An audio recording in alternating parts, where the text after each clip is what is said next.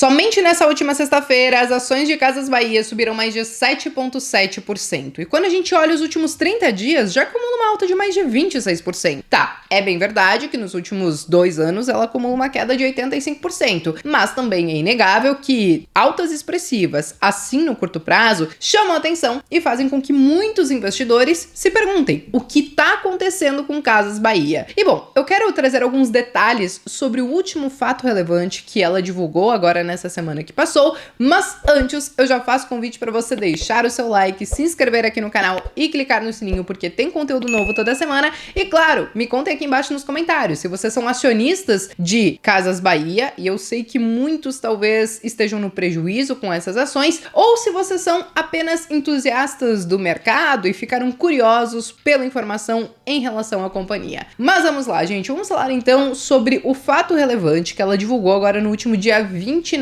de fevereiro, sobre o quê? Sobre o reperfilamento de dívida. E aí eu sei, muitos vão se perguntar, Bea, que raios é esse tal de reperfilamento de dívida? E isso nada mais é, gente, do que analisar a estrutura da dívida da companhia e tentar melhorar o perfil dessa dívida. Muitas vezes negociando taxas de juros ou até mesmo alongando prazos, como é o caso de Casas Bahia. Agora, antes de entrar no detalhe do que ela está fazendo com o seu endividamento, cabe a gente trazer um breve resumo do porquê ela tá tendo que fazer isso. E quando a gente olha, por exemplo, um simples gráfico de lucro dela, desses últimos anos, aqui a gente tem mais de 10 anos de histórico, a gente vê que é uma gangorra. Ora ela entrega resultados positivos, ora resultados negativos, e quando a gente olha esses últimos anos, ela foi muito bem ali no curto prazo com os efeitos da pandemia. Muita gente em casa, consumindo, etc e tal. Só que quando a gente olha os efeitos de longo prazo da pandemia, ela está colhendo esses efeitos agora e ela deve continuar colhendo esses efeitos até mesmo nos próximos anos. Em que sentido, gente? Como nós tivemos um consumo elevado logo ali naquele curto prazo, depois da pandemia, é claro que, diante de vários outros fatores, desde expansão monetária e tudo mais, a gente teve a inflação disparando. Feito isso, o que nós tivemos que fazer? Subir rapidamente as taxas de juros para tentar controlar essa inflação. Só que uma taxa de juros alta, isso desestimula o consumo, torna o crédito mais caro e até mesmo o endividamento dessas companhias mais caro. E quando a gente fala de Casas Bahia, deem uma olhada na relação dívida líquida pelo EBITDA dela. Ele hoje está em mais de 7,3 vezes. E isso, gente, para quem me acompanha aqui no canal, já viu as minhas N explicações sobre dívida líquida pelo EBITDA, sabe que isso aqui é altíssimo. Quando a gente olha esse indicador de endividamento, a gente aceita ali algo entre 2,5 até 3 vezes, tá ok. E aqui a gente vê que ele basicamente está extrapolando e muito o que a gente consideraria aceitável. Só que é claro, a gente não olha de forma isolada essa questão do endividamento. A gente também olha a estrutura da dívida. Então, os efeitos pós-pandemia, com uma taxa de juros mais alta, acabaram impactando na estrutura de dívida da própria Casas Bahia. E por quê? Porque ela tinha muita dívida de curto prazo e aí ela patinando nesse cenário de consumo um pouco menor, com resultados mais fracos, como vocês viram, é inegável que muitos começaram a levantar o rumor de que, olha, talvez uma recuperação judicial venha para a companhia, porque ela não vai conseguir grana o suficiente para conseguir saldar ali todos os seus credores, todas as suas dívidas com os seus credores. E aí que o mercado acabou recebendo muito bem essa notícia desse reperfilamento de dívida, porque basicamente o que ela conseguiu foi o seguinte, tá? E aqui eu vou mostrar um trechinho do comunicado para vocês. Então, basicamente o que ela trouxe pra gente é o seguinte, tá? Ela tem 3,9 bilhões de endividamento e aproximadamente 1,7 bilhão, 41% tinham vencimento de longo prazo. Com o reperfilamento dessa dívida, então agora 69% desse endividamento passa a ser de longo prazo. Então, isso nada mais é do que pegar dívidas que iriam vencer agora no curto prazo e ganhar prazo e esticar lá para frente. E basicamente, ela pegou 1,5 bilhão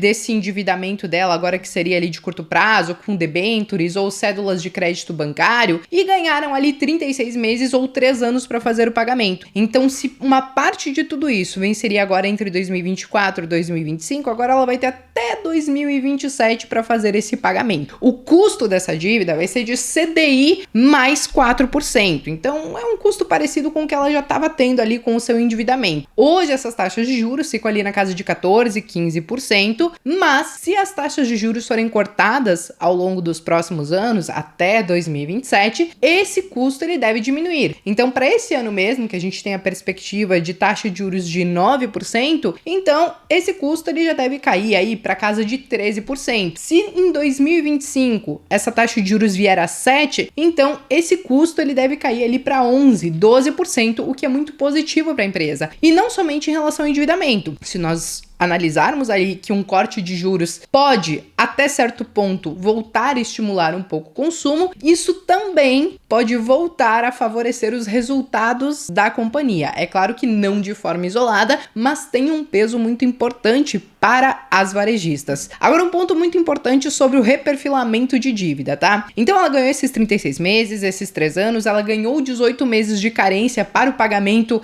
do valor principal ali dessa dívida, e esse pagamento vai ser feito de 5% do valor do endividamento a cada trimestre, e aí, no 36º mês, lá em 2027, aí sim ela vai fazer o pagamento aí de 70% de todo esse endividamento. Isso, claro, foi visto com olhos muito positivos pelo mercado, porque, como eu falei para vocês, muitos estavam estimando que ela pudesse entrar em uma recuperação judicial. E a partir do momento que ela consegue alongar essa dívida e que, deixa eu mostrar até para vocês aqui, ela tem mais de 3,5, quase 3,6 bilhões de recebíveis e de caixa, né, que devem entrar ao longo aí dos próximos anos também. Então tudo isso traz uma certa folga, vamos dizer assim, porque agora ela tem menos dívidas para pagar, ela tem essa grana de cartão de crédito, de recebíveis, de carnê em caixa para entrar, então ela consegue saldar ali os seus credores e conseguiu alongar esse perfil de dívida. É claro, é importante ressaltar, gente, que esse reperfilamento de dívida, ele precisa ser aceito por todos os credores. Isso ainda não aconteceu,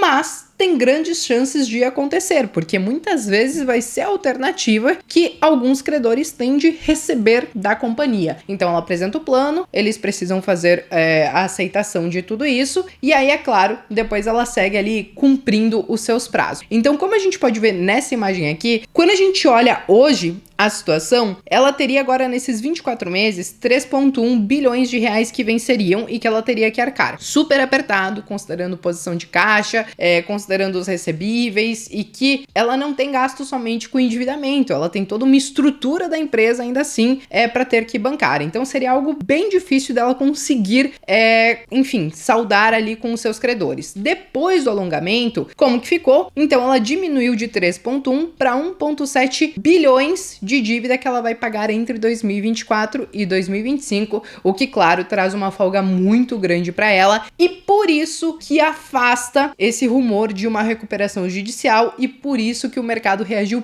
positivamente às suas ações. De qualquer maneira, é claro que nós temos que ficar de olho, porque precisa todo um cenário macro, além de, claro, essa reestruturação que ela fica tentando fazer, não é a primeira vez que ela faz esse reperfilamento de dívida, tá? Mas precisa todo um cenário macro, ter ventos a favor da companhia, de corte nas taxas de juros, a volta do consumo, um bom crescimento, inclusive, para o varejo e para o país, para que ela realmente consiga sair dessa situação que ela se encontra. Porque se isso não acontecer, basicamente o que vai acontecer é que, olha, um problema que ela teria hoje, ela só empurrou mais com a barriga lá na frente, mas corre-se o risco de ela não conseguir resolver. Temos que acompanhar de perto, temos que analisar se o cenário realmente vai melhorar para o varejo, mas agora eu quero saber a sua opinião. Você acha que esse reperfilamento de dívida realmente afasta essa chance de recuperação judicial, ou ela só está empurrando mais um pouco com a barriga esse problema e lá na frente não vai ter jeito, vai dar ruim para varejista? Escreva aqui nos comentários que eu quero saber. Eu me despeço por aqui, mas vejo vocês então no próximo vídeo.